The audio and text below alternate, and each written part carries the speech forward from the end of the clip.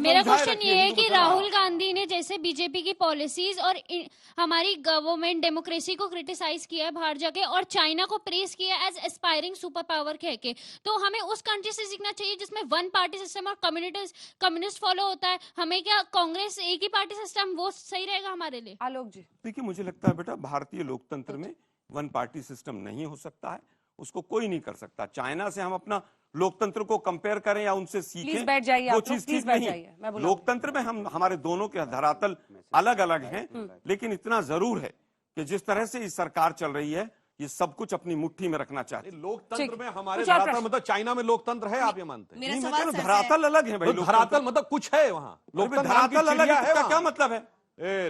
मतलब चाइना में लोकतंत्र का तिवारी जी मोबाइल छोड़िए, आपसे सवाल। लोकतंत्र ये तो काहे को सीखने गए थे वहाँ पर आपके एमएलए श्योर होके कहा कि आने वाले चुनाव में कमल नहीं खिलेगा। अगर आने वाले चुनाव में कमल खिल जाता है, इस पर आप क्या कहेंगे फिर? अगर कमल आने वाले चुनाव में खिलेगा नहीं, हम विश्वास के साथ कह रहे हैं। चलिए इस पर टाइम मत वेस्ट कीजिए, अगला सवाल। सर मेरा सवाल ये है, अगर 2024 के चुनाव में कांग्रेस जीत जाती है तो कांग्रेस की बीजेपी सरकार से सबसे बड़ी क्या शिकायतें हैं, और अगर कांग्रेस जीतती है तो वो शिकायतों को कैसे पूरी करेगी? देखिए, बहुत बड़े बड़े गड्ढे खुद गए हैं, सबसे पहले उनको भरना होगा, और उसमें सबसे पहला मोदी जी की लाइन चुरा ली आपने। सुनानी नहीं, मैं एग्जाम्पल दे रहा हूँ, आगे एग्जाम्पल दे रहा हूँ। जो नेपाल हमारा परम मित्र देश था, इतनी घटिया विदेश नीति रही कि वो दूर हो गया। लोकतंत्र में सबसे बड़ी चीज आती है अर्थव्यवस्था, अर्थव्यवस्था का भट्टा बैठाया। तीसरी सबसे बड़ी चीज सामाजिक तंत्र, हमारा सामाजिक व्यवस्था, उसको पूरी तरह से जाति और धर्म में बांट दिया। समय लगेगा 2024 के बाद, लेकिन वापस वही भारत, वही लोकतांत्रिक भारत, वही प्रगतिशील भारत, वही नफरत से रहित भारत और वही मोहब्बत की दुकान खोलेगी। नेपाल पे एक लाइन बोल दूं, एक लाइन, केवल अंतर है नेपाल के वर्तमान प्रधानमंत्री पुष्पकमल दबल प्रचंड यहाँ आए और उन्होंने उज्जैन में जाके पूजा की। ये वही थे जब आपके जमाने में 2008 में इन्होंने वहां से काठमांडू से पशुपतिनाथ जी के यहाँ से पुजारी हटा दिए थे, क्योंकि वो भारत के कर्नाटक से जाते थे। ये अंतर आया है। अच्छा, देखिए, उस समय पर चुनी हुई सरकार नहीं थी वहां पर। सुधांशु जी से सवाल। हाँ, सुधांशु जी से मेरा सवाल ये है कि 2019 के संकल्प पत्र में 370 जैसे बहुत बड़े कंट्रोवर्शियल मुद्दे थे, उस पे आपको वोट मिल गए।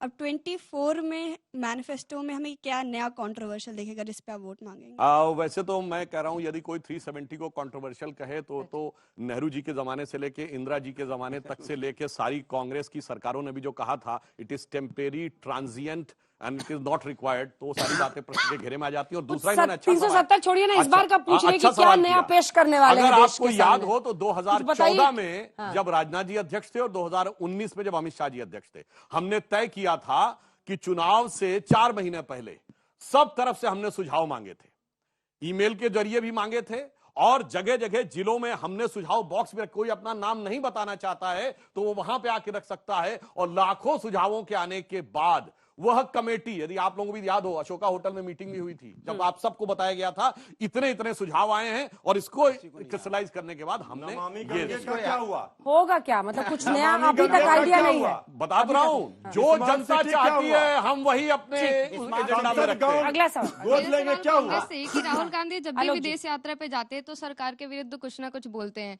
तो क्या राहुल गांधी को ये लगता है कि बाहर का समर्थन भारत में काम आएगा? ठीक है सर, मेरा क्वेश्चन आपसे है कि जो हमारे प्रधानमंत्री है मोदी जी और जो हमारे मुख्यमंत्री योगी जी है, उन्होंने नारे तो बड़े से बड़े लगाए। उनमें से एक नारा ये भी था, बेटी बचाओ बेटी पढ़ाओ। बेटी पढ़ रही है लेकिन बेटी सुरक्षित नहीं है। अगर सुरक्षित होती तो आज साक्षी और श्रद्धा हमारे बीच होती। तो सर, क्या 2024 में अगर बीजेपी आती है तो महिला सुरक्षित रहेगी या फिर इसी तरीके से उनके साथ होता रहेगा? 2 बात कह देता हूं। एक तो फैक्ट, हमारी सरकार आने के बाद लिंग अनुपात में भारी सुधार हुआ है, और पहली बार ऐसा हुआ है कि नवजात शिशुओं में लड़कियों का परसेंटेज बढ़ा है अभी लेटेस्ट में। और मैं ये भी बात कहूं, आपने साक्षी और श्रद्धा की बात कही, उसमें तो एक बहुत बड़ा एंगल है जिसपे हम कुछ भी करने की बात करते हैं तो इन लोगों को बहुत ज्यादा उसके ऊपर पेट में दर्द होने लगता है।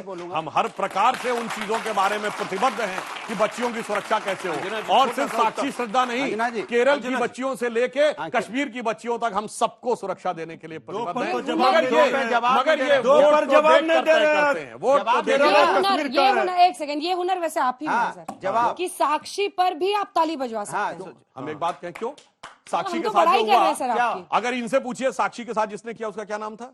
आप बताइए ना, हमसे क्या पूछ रहे हो? आप बताओ ना, जनता सुनना चाहती है। कोई भी नाम हो, नहीं लेना, कोई भी नाम हो, कोई भी नाम हो। नाम अच्छा, है आपने क्या? बोला था, अच्छा आपने उससे कहा कि अगर अच्छा आपने उससे कहा कि उसके खिलाफ कार्रवाई होनी चाहिए। नहीं बोलेंगे, शुरू हो गया के बारे में नहीं बोलेंगे, आप हथरस की बेटी के बारे में नहीं बोलेंगे, उन्नाव की बेटी के बारे में नहीं बोलेंगे, साक्षी के बारे में नहीं बोलेंगे, जो सवाल पूछ रही जवाब नहीं देंगे। कमाल की बात करते हैं। अब एक सवाल पूछ लेता हूं, सुनिए सुनिए एक मिनट, इनके सांसद केटी हसन ने कहा, 2 मिनट लीजिए, बताइए। सुनिए ना, आपके सांसद केटी हसन ने कहा था कि अगर लड़कियों की शादी की जो बराबर कर दी गई लड़के लड़कियों की, ये मत करो, अन्यथा क्या होगा कि तुम लोग 4 शादियां नहीं कर पाओगे। केटी हसन आपके सांसद ने कहा, बोलिए ऐसे जबरदस्ती